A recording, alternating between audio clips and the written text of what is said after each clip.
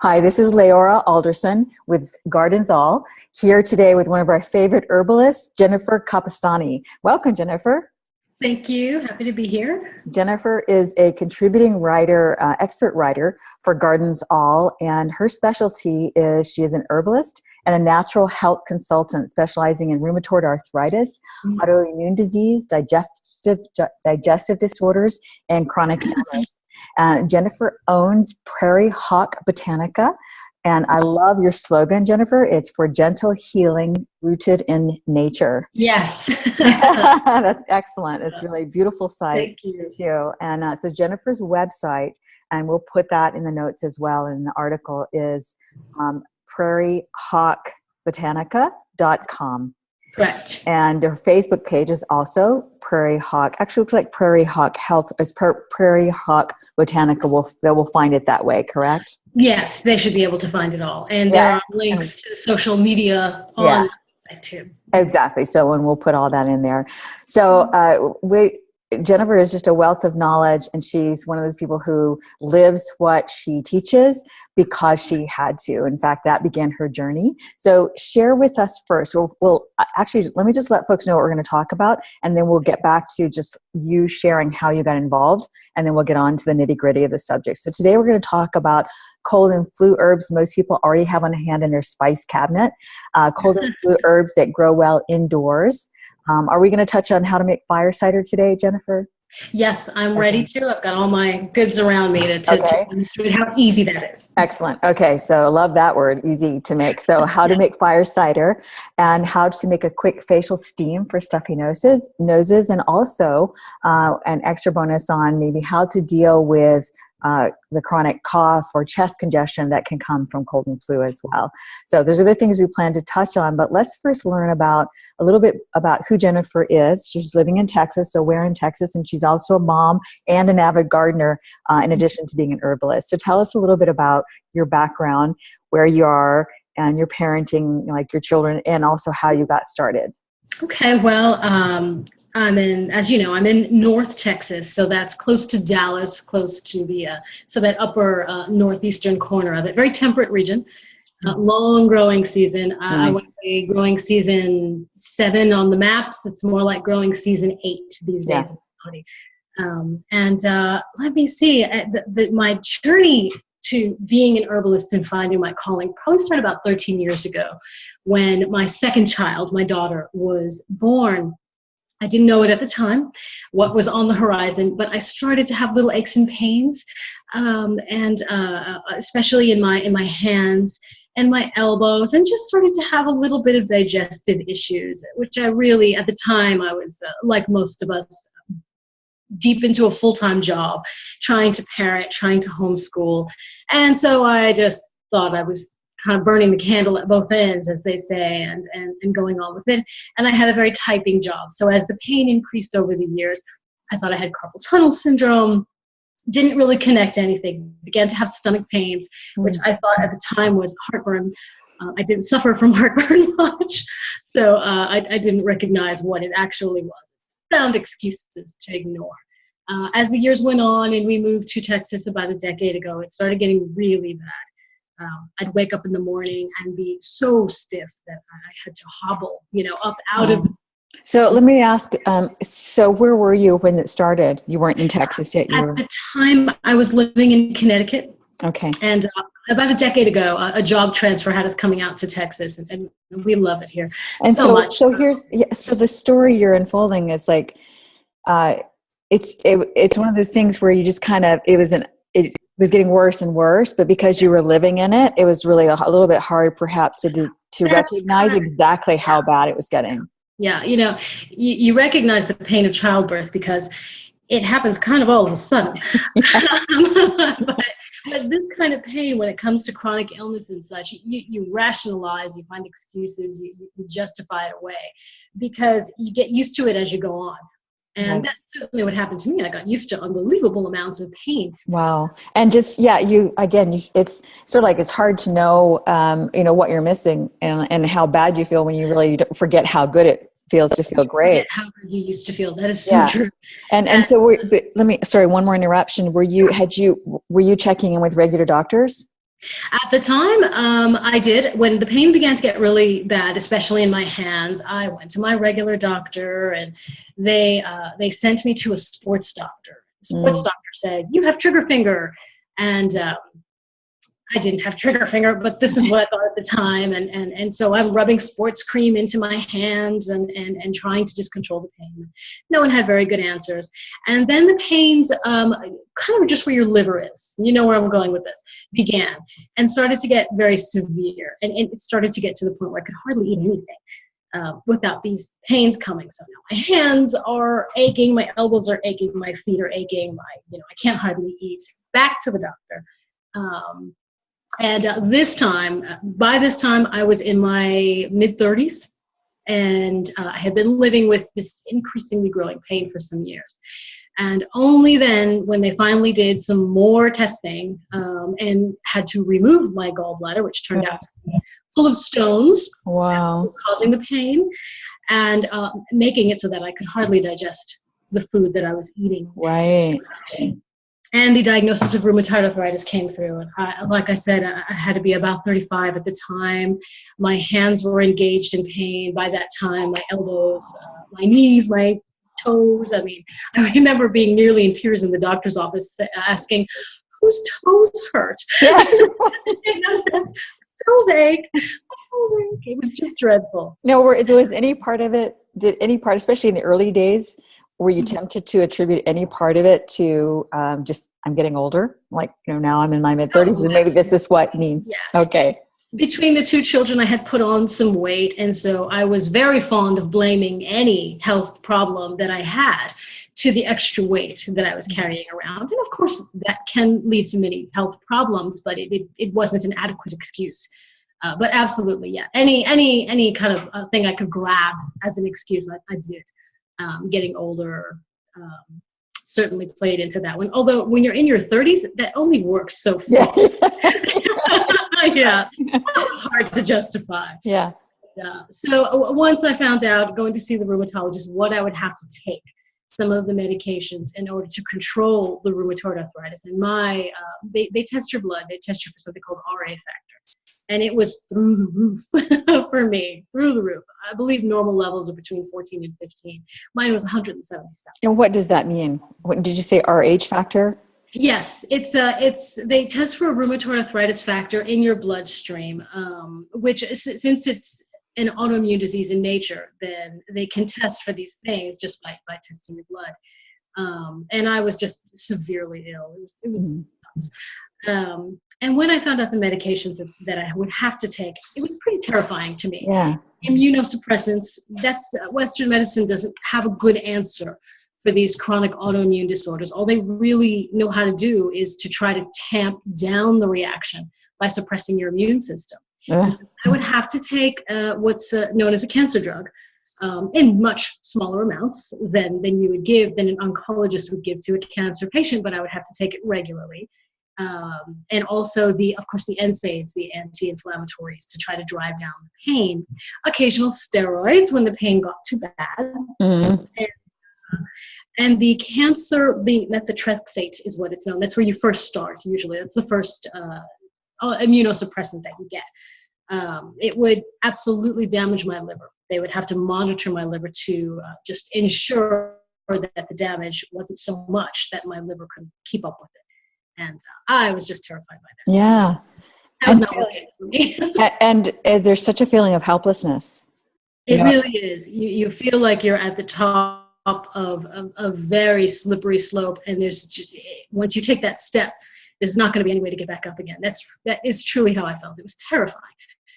And right around then, all of the love of plant medicine that I had kind of put aside and let life interfere with kind of kicked in, and I started thinking there has to be a better way. There has to be something that I did to cause this. And so therefore something that I can do to try to dial it back. Rheumatologist didn't really want to work with me at all. Just said, nope, the only thing you can do is take these drugs. But then I did eat more fruits and vegetables. That was insulting. Yeah. And that was when we left the rheumatologist office and instead chose to see a naturopathic doctor. And that led me onto my journey to learn about how to eat properly, mistakes that I had made, symptoms that I had ignored, like leaky gut, and how to restore those things and really return to a more traditional way of eating. And it was in that journey somewhere that I realized that I really could have used a me now when I was going through that process. Exactly. Someone who was willing to coach me through all of the pain, the anxiety, trying to balance the allopathic medicines with the natural interventions as you try to taper off of one and move next. It was very, very confusing. And because you almost need a scientist because, like, in other words, we are, as human organisms, we are an organic experiment in a way. Like there are certain things that we know that can cause and contribute and help and harm, but to what degree, to what extent, and whoever it may be can vary. So for instance, my daughter and I have both suffered from candida, and it has very different symptoms or allergies to soy. And the manifestation of that is very different for both of us. And yet it's the same cause. And so this is what I can appreciate, where allopathic medicine or even naturopathic medicine can have a hard time with diagnosing, especially since they tend to isolate. But back to, the holistic practitioners, you're looking at the whole mechanism, the whole organism. Yeah, and it's a good point you just made, that even naturopathic medicine can go down that road and make the mistake of attempting to just treat the symptoms without looking at that person as the unique, shining human being that they are, and their genetics and their environmental factors, and getting all of that into play. It really takes that to bring someone who's very ill back to health. So now, knowing what you know and looking back, I'm sure that you could, like you said, working with people now who have some similar things to what you had, what you could prescribe that will help them significantly much faster. But back to the original diagnosis, what would you say is there like a primary contributing cause to what began the cascade of events in your body? In my case, again, pointing to the individuality, pardon me, I believe that the rheumatoid arthritis, as it usually is, was a symptom of a larger problem. It almost always, when it comes to these autoimmune disorders, you need to be looking at your gut health. There's your immune system, your nervous system, and your digestive system are so interconnected. And there's always a brain-gut connection to these autoimmune disorders. And so I had suffered from gut permeability, leaky gut as it's commonly called, for years. Just didn't have any idea. Let me just, sorry, interrupt. Did Candida precede that? Because I've been reading that oftentimes Candida leads to leaky gut, or is it something different, It can, and that's usually having to do with environmental factors, or for most of it's poor diet. But in my case, I believe that it had to do with headaches. I had been a tension headache and a migraine sufferer, my goodness, since I was very young, a child. And when I hit my teen years, we went to the doctor for it because it started to become a problem for school. And the doctor said, I'll just take ibuprofen. And I would be taking ibuprofen like crazy for these headaches, just to try to continue going on. This lasted all the way through. I still have trouble, though I've found a lot of my triggers. I'm still a headache prone person. If I get stressed out, you know exactly how I'm going to react. It's going to come to my head. And by the way, I've been reading recently, things like the ibuprofen could have actually contributed to your gallstones. Correct. Yes, the gallstones, and it also contributes to the degradation of your intestinal lining, which leads to the gut permeability, which leads to the RA. Okay. This is what I believe my track was. But backing up to the headaches, so that's what caused the leaky gut, but what was the cause of the headaches? And I get that some people manifest feeling ill in different ways first. Like my son, for instance, you can always know if he's coming down with something because it always begins with his head too. That's different than being predisposed to migraines and chronic headaches, right? Yeah. It's, I think for those of us who suffer from headaches, especially if it's been kind of a lifelong thing, there are lots of factors you could look at, but genetics is certainly part of it. I do seem to be quite predisposed to developing headaches. It's a stress response for me. Just as you said, if I'm going to get ill, headache. Yeah. um, Okay. so I believe there could be some physiological genetic connections there, but it could also be certain toxicities. If you have lead levels or mercury levels in your brain, which you might have even received from mom Right. in utero, then these things can certainly aggravate situations like conditions like migraines, headaches, and such. In fact, there have already been links made between heavy metal toxicity and migraine issues. Okay. And so, if you're someone suffering from headaches, you have to kind of consider all those factors, not just the food triggers and the environmental triggers, and Right. might have inherited genetically, but also we're exposed to something that you need to detox out. Yeah. Definitely. Okay. So good. So then you discovered it was your leaky gut. And so then okay. So. The NSAIDs, leaky gut, RA, pain. Okay. And so then as you began the journey of healing and turning back to plants and all that, you know, just the process of diving into that world for your own healing, it would seem like a natural fit then to dive into it as a eventual profession as well. It did. It was one of those things, you know, where the clouds part and the sunbeam hits you and you realize, oh, this is what I was supposed to be doing. Yes. Yeah. It took the RA to get me here. Well, there you go. I mean, it's sort of like, you know, we didn't get our attention with the carpal tunnels, you know, symptoms. So it's like, right. I wonder sometimes. Yeah. Okay. And I forgot to ask you, so how many children do you have? 2. I have 2 wonderful children, a 17-year-old son and a 13-year-old daughter. Nice.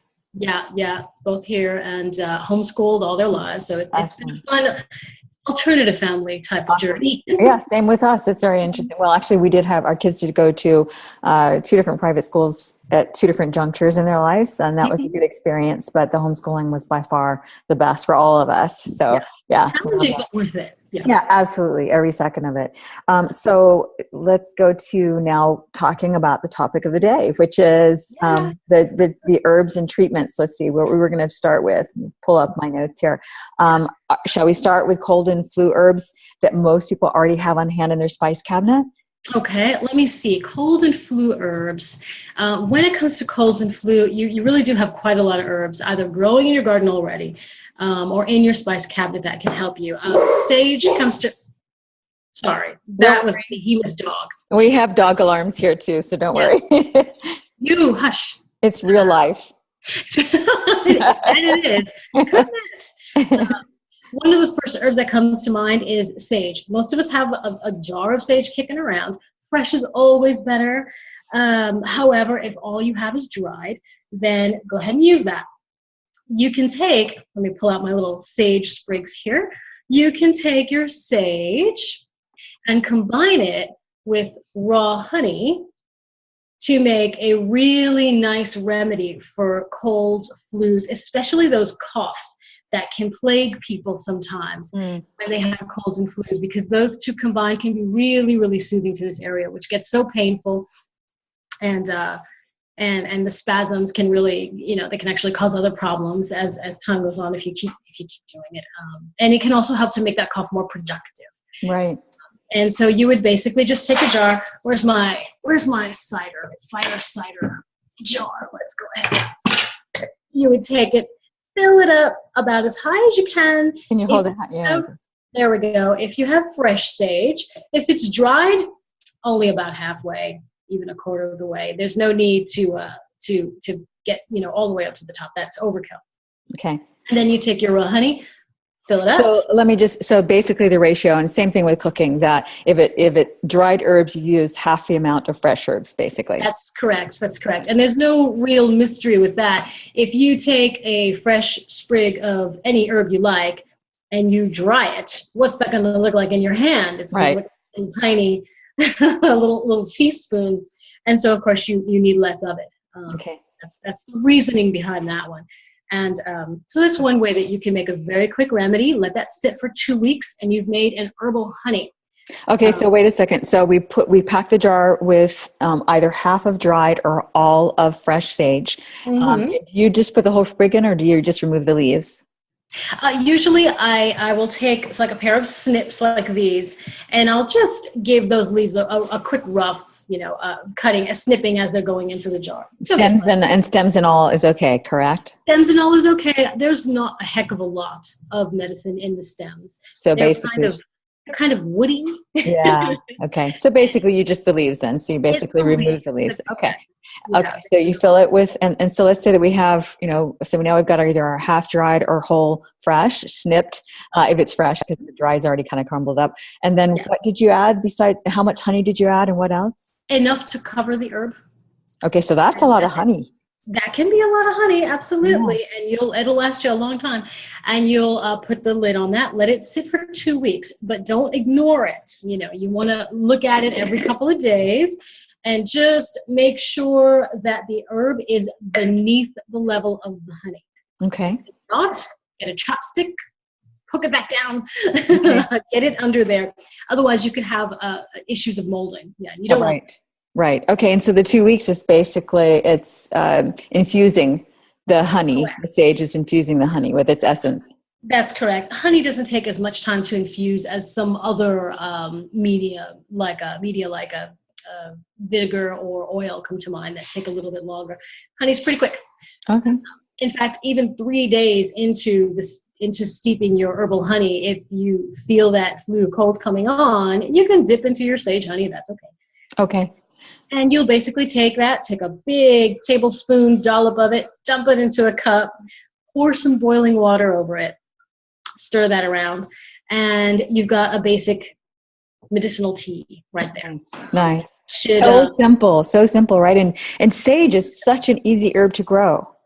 It's very, very, very easy. In fact, there's a video in one of the articles that we put up together on colds and flu, where the very esteemed herbalist Susan Weed shows you exactly how to make sage honey with a nice visual. And it's in one of those articles. I know it. Yeah. Okay. We'll link to that for sure. Yeah.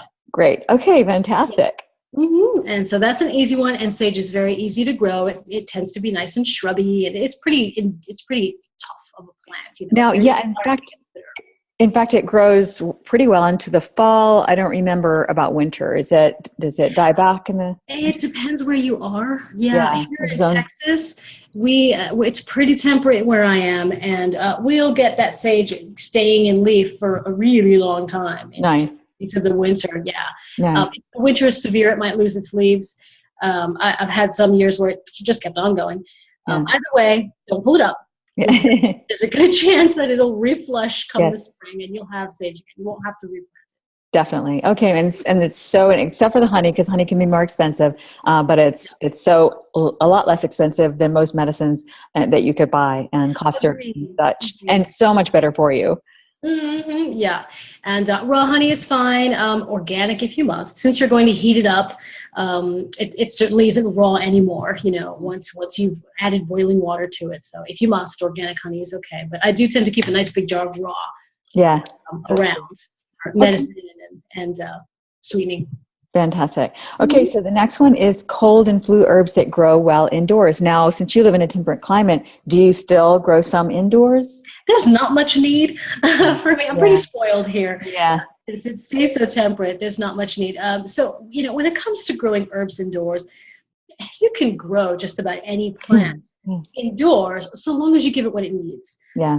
So when it comes to herbs, the more shallow rooted the plant is, the easier it's going to be to grow indoors. So what comes to mind would be, say, oregano, mint, of course, cilantro, these, and basil are all good choices to try to grow indoors. Make sure it has a good light source, and that it has a good maybe 6 to 12 inches of soil in your pot.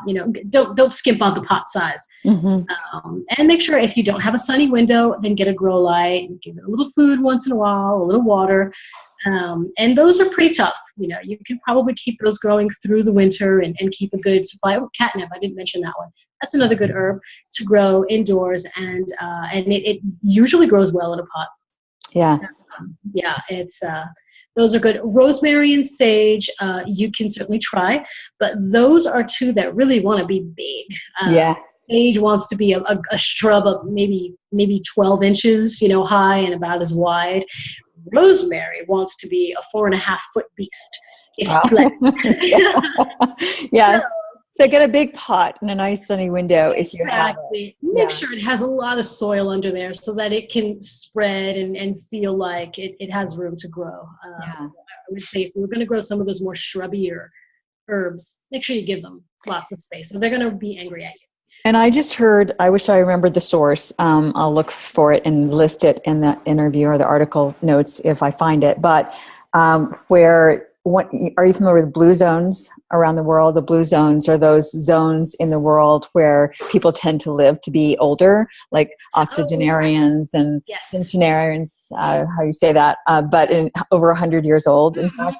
And one of the areas was one of the places was in Italy. And one of the reasons they attributed is that they consumed lots of rosemary every day. Just as a culture, just, from in teas to food, like everything they make. In their oils. Yeah, it's a fantastic herb. Probably because it's so loaded with antioxidants. It has a lot of really good anti-aging properties and has been linked to helping with memory issues, and even has been linked to helping a little bit with people suffering from dementia. There you go. So it's a little function. Exactly. That was one of the things. In fact, I think it was, I know what it was. It was the Ben Greenfield podcast. So I will link that as well. But yeah, and the thing that just sort of boggles the mind is when you get into natural medicine, when you get into recognizing that, oh, of course, our food is supposed to be our medicine, and our herbs is our medicine. It's so much cheaper. Even than buying supplements. Growing, a rosemary plant is so much cheaper than buying rosemary capsules or, sage, complement, whatever. Oh, it's so true. And you learn how to better work with it and make it a part of your everyday life. Now, I'm not averse to using capsules. There are times when I'm working with various clients that I do have them use capsule supplements if it makes sense. And if you get a specific amount in them. But go ahead and imagine picking up one of those pills, open it up and empty it into your palm. What's there? Maybe half a teaspoon? How much is there? Yeah, of crushed powdered herb. There's just not much going on in there. And so learning how to work with some of these herbs and making them a part of your everyday life, your teas, your food, your medicine, you're going to get a lot more of those properties into your body. Absolutely. Yeah, and it's that ongoing maintenance, as it were, of ingesting these things regularly that can make the difference. Did I freeze up? Are you seeing the video okay? No, I can see you just fine. Okay, good. I was getting a blip in sound there, but okay. So to connect it back to gardening, rosemary is also a really good choice because it's a good landscaping plant. I mentioned that mine is a big 4.5 foot tall beast. It looks a lot like an evergreen shrub. Yeah. And so, when it's a workshop that I like to teach on form and function, plants that are pretty, but also functional either for food or for medicine. Oh, yeah, absolutely. Oh my gosh, we should do another session on that because it's one of our popular topics and articles in Garden Doll is the concept of front yard gardens that look nice enough that the homeowners associations will not complain. Is that where you're having to trick your neighbors into thinking that it's just pretty plants and not also functional? Yes, exactly. Well, rosemary's on that list because it makes for a nice kind of anchoring evergreen shrub, but you can eat it. Yes. Nice. Definitely. I have to go check our rosemary. My husband is more the gardener than me because I've just been focused more on the indoor website part of it, article writing part of it, but I'm going to get out there too more often. I love it. I love this. I've always grown plants and I look forward to that. That's the thing, all my life I grew up growing houseplants, but it wasn't until like in more recent years that it's like kind of, it's like, well, why don't we be growing plants that actually have edible medicinal benefit? Like what you're saying, instead of a shrub, let's put a plant there that has a function beyond just beauty. So absolutely. Yeah. That's great. Okay. So now we're going to talk about, so we did talk about the indoor. Okay, great. We talked about the indoor plants and now how to make fire cider. Okay. Let me see. Fire cider is another easy one. And you've also heard it called Master Tonic. It was probably made most famous by herbalist Rosemary Gladstar, who shared her recipe for fire cider. Oh my goodness. Yeah. 20 years ago. No, it's more than that. It was in the 1970s. A long time ago was when she first shared her recipe for fire cider. And again, I've also heard it called Master Tonic. But basically, it's just a combination of vegetables and herbs and roots that you can find in your garden or around your house pretty readily, and making an extract out of it that turns it into a very focused remedy to help you not only get over a cold and flu more quickly, but also perhaps prevent it if you take, say, a teaspoon of it a day through the seasons when most people, when the flu and colds are kind of going around, pull out your jar of fire cider, and you don't drink it. So I know it's called cider or tonic, but you're not, if you drink a glass of fire cider, you're going to be sad. Even people who don't get heartburn might get one with this. It's meant to be taken by the spoonful. And so I've got a nice big bowl here, and I'm going to hold it up if I can to show what I ran around about an hour ago gathering. Oh, wonderful. So what I grabbed and just tossed in a bowl was couple of sprigs of rosemary, some sage. Let me see, we've got some jalapeno and some chipotle peppers. Some people really cannot handle the heat of hot peppers. That's okay. That's okay. Just go get some sweet peppers. The hot chili peppers are probably more medicinal. However, if you just can't take them, or if you have chronic heartburn issues, which are exacerbated by that capsaicin in the hot peppers, then fine, go sweet. Ginger root. And this little beauty here, gnarly looking thing, is horseradish. And let me see, I believe that, let me not forget, I can't believe it, I almost forgot garlic. Good old garlic, highly antimicrobial, antiviral, antifungal, anti-everything. Go help. There's not much that garlic can't do. And I also put in a jar of water, because it's resentful of being clipped and then stuck on the table, this is sweet basil. And over here we have a cute little catnip. There we go. You can see those fuzzy leaves, good old catnip, which is not going to go into the fire cider, but it's cute. And it's a flu remedy. So we'll talk about what you can do with the catnip if we have time. Okay. I do not normally include it in fire cider because, as we talked about in the article focusing on catnip, where we also made sure to name it as a great flu remedy, since it is, that catnip in humans tends to be relaxing and nervine. Well, that means it'll argue a little bit with the rosemary, which tends to, energetically speaking, they have kind of different focuses. And so I tend to try not to put into the same jar herbs that are going to argue with each other. That's a good point. So here's the garlic, which I forgot to whack. Now, garlic is one of those that you can maximize the amount of medicine that you're getting in your garlic if you just cut it and leave it sit for a couple of minutes. You don't have to get fussy about that, but you give it a chance to really produce as much of the alkaloid that's most medicinal in the garlic, which will then degrade actually into other compounds, but that's okay. That's what it's supposed to do. But you go ahead and let that sit for a few minutes. So if you're me and you're lazy, you just whack the snot out of it with your knife, with the flat of your blade. What a fancy blade you have. This was a Christmas present. I absolutely love it. So basically, what I basically did was just whack the bejesus out of this poor clove of garlic. You can mince it if you like, but if you're lazy like me, you won't do that. You'll just chop it. Yeah, absolutely. And into a mason jar, I got a little one here, you will stick all this fun stuff. So I'm going to dump in the garlic. Let's just put it there. Normally I believe this is a pint size. Yeah, it's a pint. I would probably put 2 cloves of garlic. Okay. I like garlic. And it's highly, highly medicinal. And into that, I'm also going to dump the horseradish root. Now, I chopped that up earlier because if anyone has ever had occasion to chop up horseradish root, you know how really aromatic it is. Yeah, it's pretty stinky. I think the house still smells like horseradish. Yeah. So into there, I just dumped about a 2-inch piece of horseradish. Looks like about a tablespoon, probably once it's done. Maybe 2 tablespoons. I would say so. Yeah, about a tablespoon and a half. Yeah, I just took about to your second finger is all it takes. It's pretty strong stuff.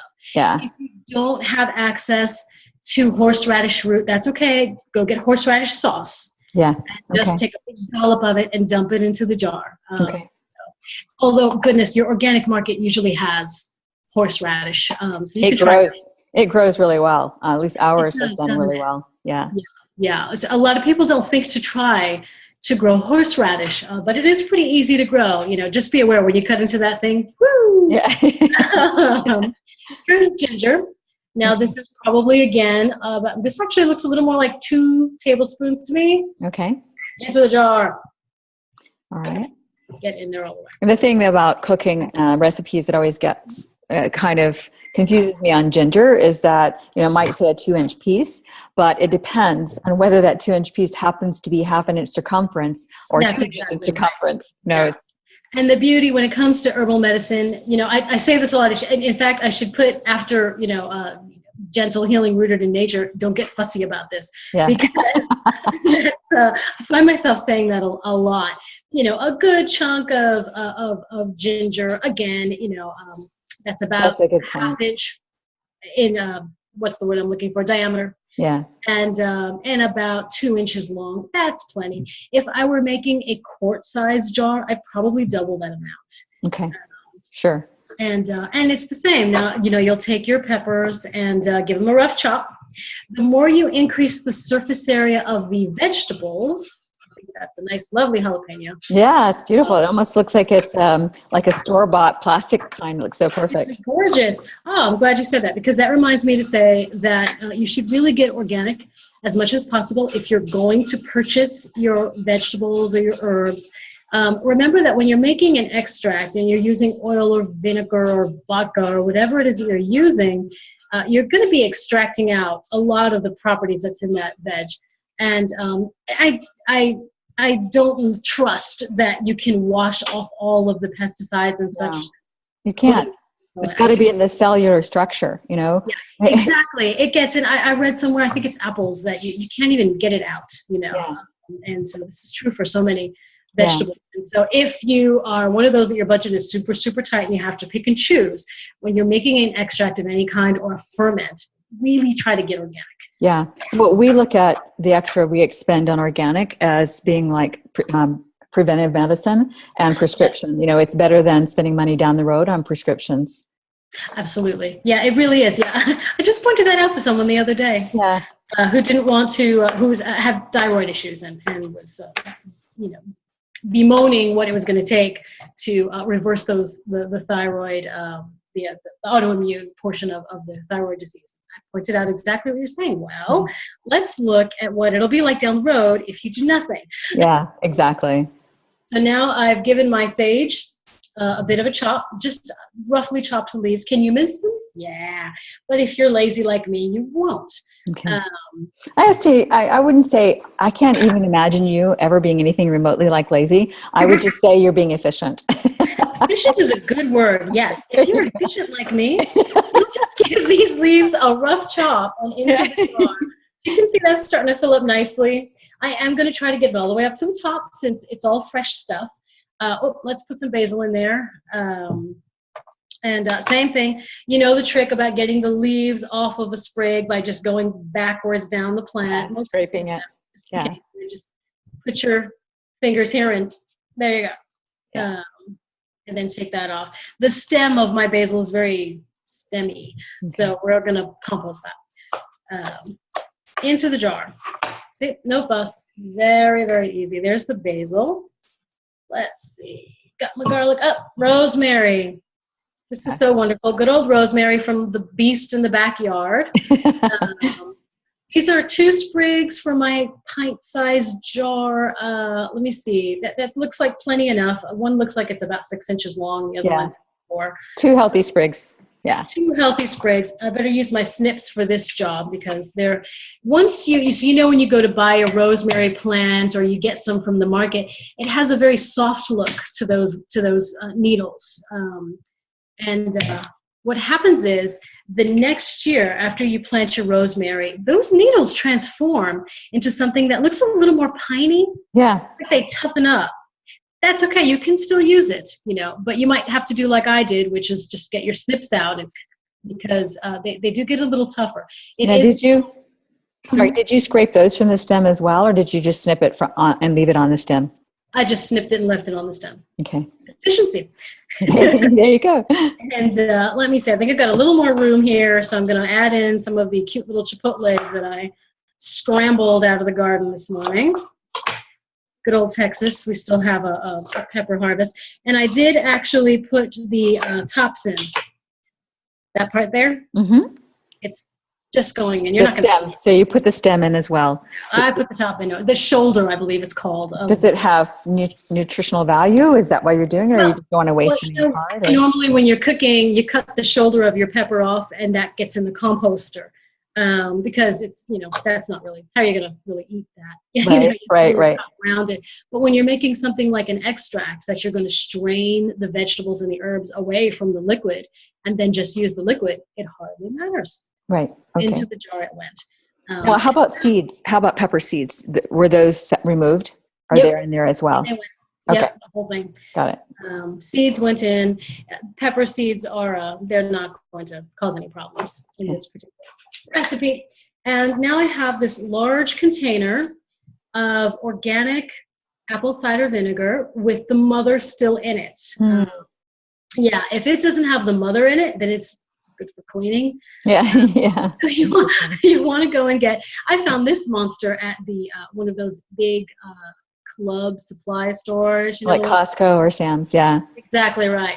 And so if mine had it, I'm sure yours has it, and it was affordable, and it was certified organic. So yeah. Speaking of which, we were going to Sam's, and we recently went to Costco, and they have a lot of organic options now. They do, increasingly. My husband and I have been very pleased to see that we hemp seeds in there, and this apple cider vinegar. We were just thrilled, and so we're seeing a lot. I believe it's because, of course, people are demanding it more. Yeah, definitely. Wonderful. Yes.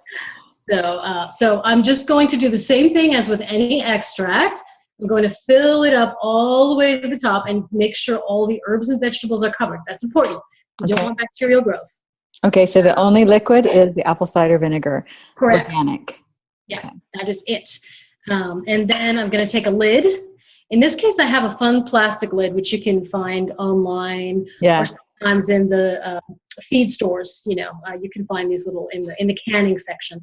And that's because vinegar can rust the metal tops that come standard with mason jars. Makes sense. Yeah, I spoil myself and get the plastic. Yeah. So I'm going to put it. Actually looks quite pretty right now. Yeah. Well, and speaking of the expense of the plastic, the extra expensive plastic, in a way it isn't, though, because you can reuse them as opposed to the canning lids that you can't. Yeah, you can.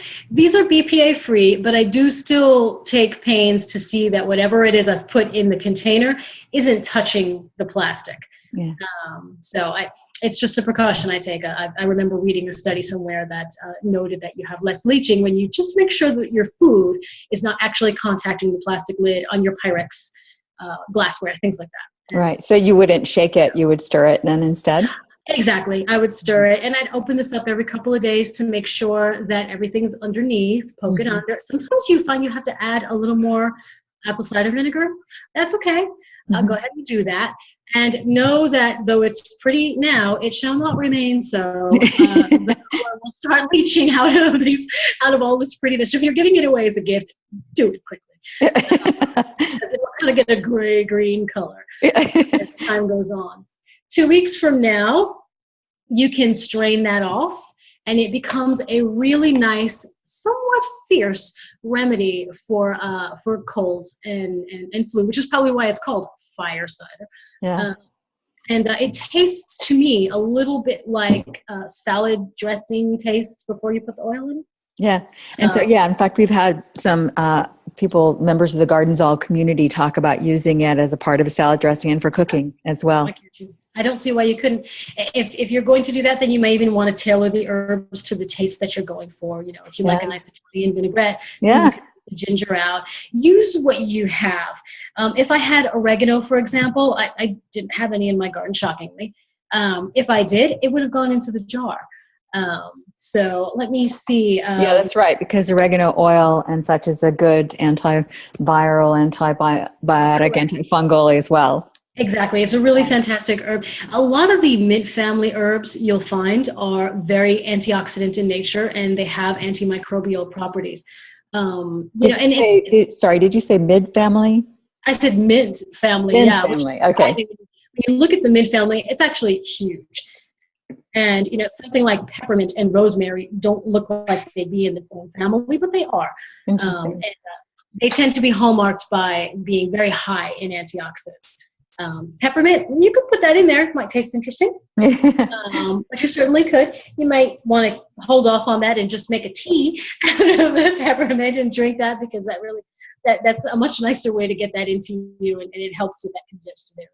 Okay, so that moves us right to the next topic. But let me just ask one more question about the fire cider. So you said you let it sit for 2 weeks. Is that right? Okay, for 2 weeks.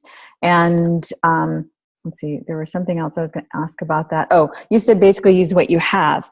So what is it about it medicinally that makes it so effective? I mean, basically you use the herbs that are strong medicines in and of themselves, and you just put the whole batch in there. Is that really it? Correct. It's like the most unsophisticated way of making a remedy that I can think of. You're taking something that is already very cleansing to the body and can help cleanse the blood and bolster the liver, like apple cider vinegar. And you're adding to it herbs that you know are antioxidant in nature, antiviral in nature, and immunomodulators like garlic.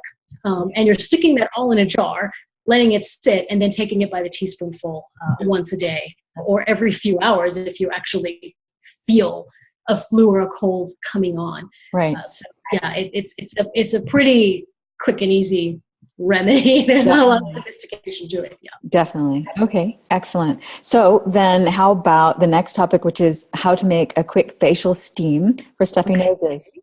You mentioned now I know we have a video up in one of the cold and flu articles. It might have been the best herbs for colds and flu, one of the first ones that we collaborated on. We'll find it and link to it. Yeah, there's a video that shows you how to use just straight plain chamomile flowers as a facial steam to help stuffy noses.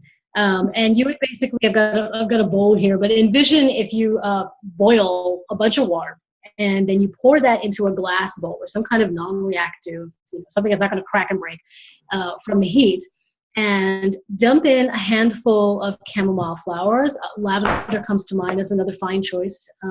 And then you remember the old-fashioned day when you're trying to get rid of your pimples as a teenager, and you have a towel over your head, and you're just peeing yourself out, and make sure you've got a box of tissues, because chamomile is very good at unclogging congested airways.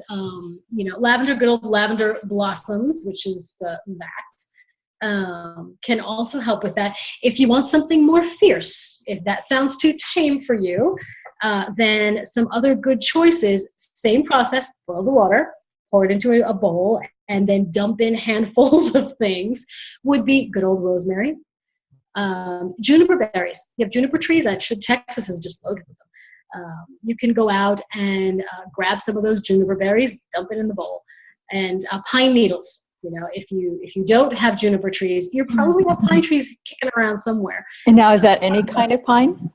Pretty much, yeah. But the ones that are going to be really good are those resinous aromatic ones. The ones you can hardly touch them without coming away sticky. Yeah. Those are going to be the ones that really give up a lot of their properties into that water, which you then inhale up, and it can help to really unclog. And the rosemary and such can also help if you have a little bit of a sore throat, a cough. It kind of just helps. It gets its medicine in there, right to where it's needed. And so about how much of those herbs, just like, a tablespoon, a couple tablespoons? I usually tell you to go by the handful. So again, don't get fussy, but a handful, that's probably about a cup each. Okay. And the nice thing, of course, I've always said chamomile. So chamomile.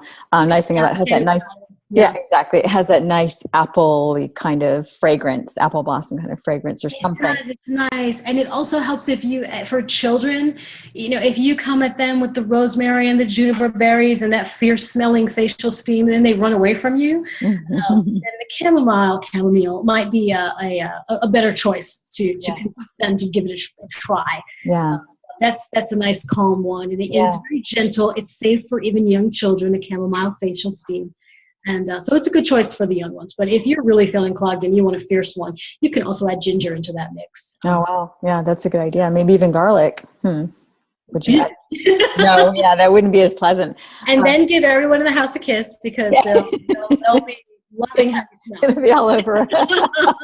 That's great. So absolutely. But those are some good choices for a nice facial steam. Yeah. Okay. Very good. That's good to know. I lost another question I had, so if it comes back, if it circles back around, I'll interrupt and ask you that one. Okay. So meanwhile, the last thing on our list for today, which is really good timing because we're getting close to wrapping up, is how to do the same for coughs. So, I remember what I was going to ask you. So back to the facial steam for stuffy noses, something that we use often here, often when we're, have a cold or flu, is neti pot. Is that something, have you tried any of those herbs that kind of like blending that concept, using the herbs with the neti pot, or would you just use like salt or? I usually don't. When it comes to neti pot, I usually suggest that people use the neti pot in exactly the way that the instructions direct, which is just the distilled water, gently heated, and the salt that comes with it, a good mineral-rich salt. And the reason for that is because there is some small risk of kind of infection if you mess around with it too much. And usually it's only a risk if you don't clear your passages after using the neti pot. Usually only a risk then, or if you've used water that's not distilled and there are some microbes in it.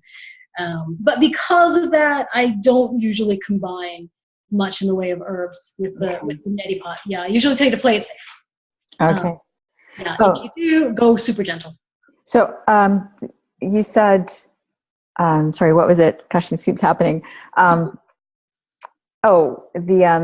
sinus infection, the neti herbs. Sorry, I'll come back to it in a minute. My thoughts are blipping so here and there. It's like, I'm going to ask her this and that, and then I lose it. It just evaporates like air. So, I know you were worried about coughs specifically because they personally bother you a lot. Yes. And the sage honey is one that's a really good. In fact, honey is probably a common factor in a lot of really effective cough remedies for colds and flu. There's 3 ingredient teas for colds and flu is another article that we worked on together. Yes. And in there, I showed you how to make my mom's old cough remedy, which combined honey with cloves and lemon. Yeah. Yes. Oh, you can put some cloves in the fire cider too. I'm glad I brought it up if you want to. That's a good idea. And that's another good way to try to tamp down the cough, soothe the pain, try to calm those spasms. And another good one is elderberry syrup. Good old elderberry syrup. Easy to make, easy to buy, easy to find. Yes. And that actually has been proven. Studies have shown that it's effective at not only shortening the symptoms, the number of days that you have the flu, but it can also work to prevent you from getting them in the first place. And so when you combine that with honey and or a little bit of glycerin, depending on what you're going for, that can turn into a very effective all-around remedy and help with that cough. And you would take it every few hours while you're feeling lousy. So you would just do another honey infusion, put all those in a jar like we did with the sage. The elderberry syrup is usually cooked. It's usually, because you're going to be making a syrup. So you're combining honey and water and the various herbs. And so what you're usually doing is cooking the herbs, the elderberry. I also like to add ginger, cloves, mint into those. And you let that cook a little bit down and squish it. And then to that liquid, after you've strained it off, you add equal amount of honey. Okay. So, for instance, we did an interview with Roger Lendhart of Norm's Farms, and they grow and sell elderberry plants as well as elderberry products. And so, if someone doesn't have access to elderberry, then that's certainly an option. They have a wellness syrup, so you can buy it like pre-cooked down and add Absolutely. that. So, in which case, you could just add that along with your herbs to the honey blend.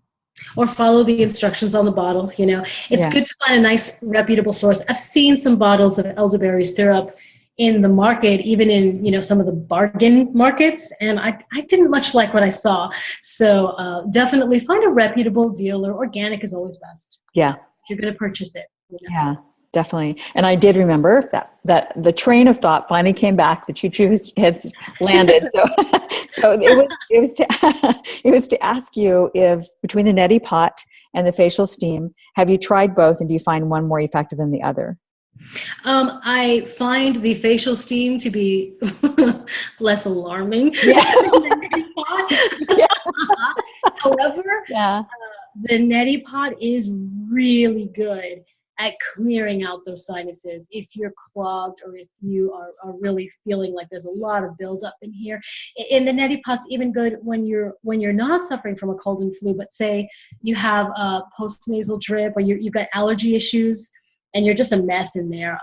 Really, the neti pot is fantastic for that. So I don't know if I would choose anyone who's capable of doing both without feeling like they're drowning. Yes.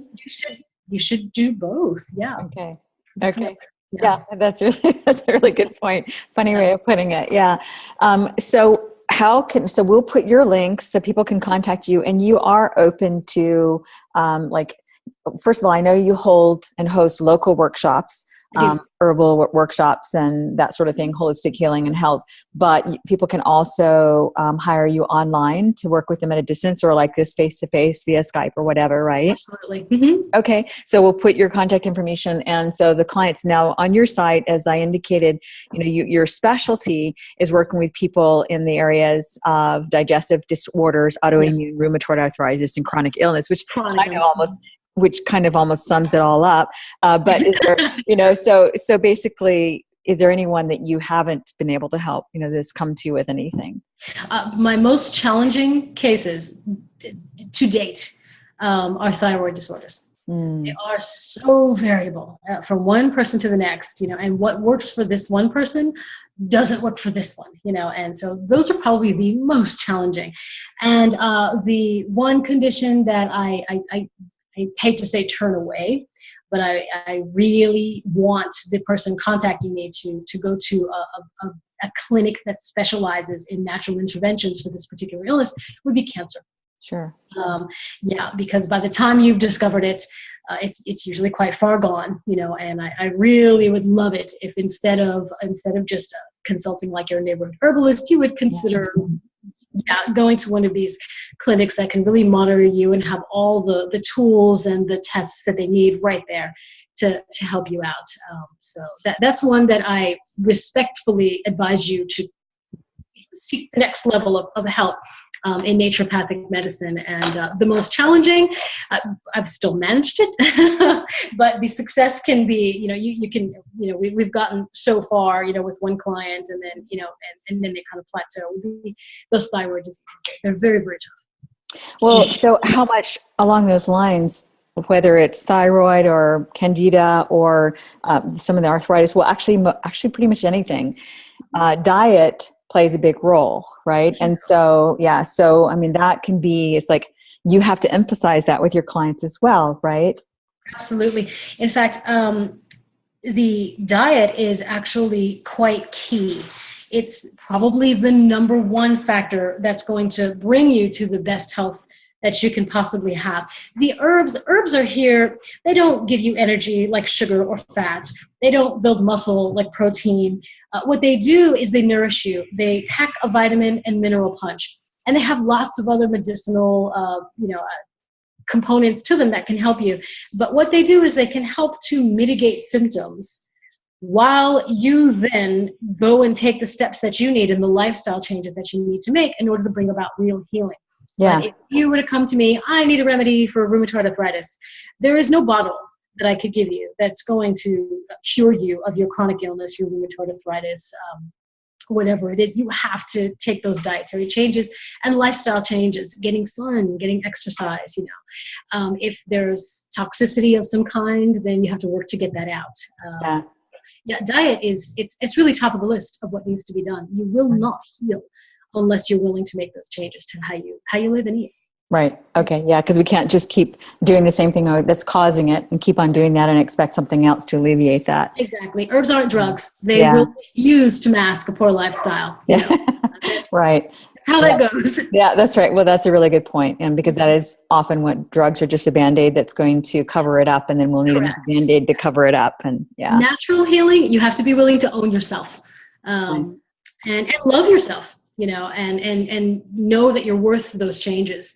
Any change that's required to bring you back. That's usually one of the first steps, is getting them to value themselves and then feel empowered to do the next step.